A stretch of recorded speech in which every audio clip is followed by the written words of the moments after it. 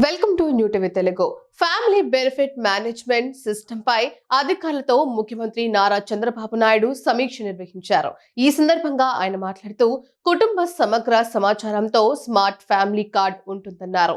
Real time governance data లేక్తో కుటుంబం వ్యక్తుల వివరాలను సేకరించాలని అధికారులకు సూచించారు. ప్రభుత్వ పథకాలు, పౌర సేవల పర్యవేక్షణకు స్మార్ట్ ఫ్యామిలీ కార్డు ఒకటే ఉంటుందని తెలిపారు. కుటుంబ సాధికారిత కోసం ఈ వ్యవస్థను వినియోగించాలని చంద్రబాబు సూచించారు. కుటుంబం ఒక యూనిట్ గా ఫ్యామిలీ బెనిఫిట్ మేనేజ్మెంట్ సిస్టమ్ అమలు చేయాలని సీఎం పేర్కొన్నారు. రాష్ట్రంలోని 1.4 కోట్ల కుటుంబాలకు జూన్ నాటికి క్యూఆర్ కోడ్తో కూడిన ఫ్యామిలీ కార్డును జారీ చేయాలని అధికారులకు సూచించారు.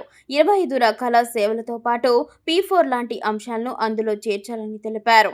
ఆర్టీజీఎస్ వద్ద ఉన్న సమాచారాన్ని ప్రామాణికంగా తీసుకొని ఇతర ప్రభుత్వ శాఖలు వినియోగించుకోవాలని చెప్పారు. స్టాటిక్ డేటా, డైనమిక్ డేటా వివరాలను కూడా ఎప్పటికప్పుడు నమోదు చేసేలా చూడాలన్నారు. వ్యాక్సినేషన్, ఆధార్, FBMS ఐడి, కుల ధృవీకరణ, పౌష్టికాహారం, రేషన్ కార్డ్, స్కాలర్షిప్, పెన్షన్లు సహా వేర్వేరు ప్రభుత్వ పథకాలు, సేవలకు సంబంధించిన వివరాలన్నీ ఈ కార్డు ద్వారా ట్రాకింగ్ జరిగేలా చూడాలన్నారు. కేవలం పెన్షన్లు, రేషన్ వంటి పథకాల వివరాలకు మాత్రమే ఈ FBMS వ్యవస్థను పరిమితం చేయొద్దని, పౌరులకు చెందిన అన్ని వివరాలను నమోదు చేసేలా ఈ కార్డు ఉండాలని ఆదేశించారు. సుపరిపాలనలో భాగంగా ఈ కార్డు ద్వారా అర్హులైన వారందరికీ పథకాలు అందించడంతో పాటు సులభంగా పౌర సేవలు అందించాలన్నదే ప్రభుత్వ లక్ష్యమన్నారు.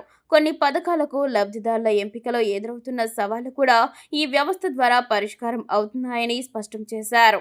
పట్టణ, గ్రామీణ ప్రాంతాల్లో స్వర్ణాంధ్ర విజన్ యూనిట్ ద్వారా కుటుంబ వివరాలు ఎప్పటికప్పుడు అప్డేట్ అయ్యేలా చూడాలన్నారు.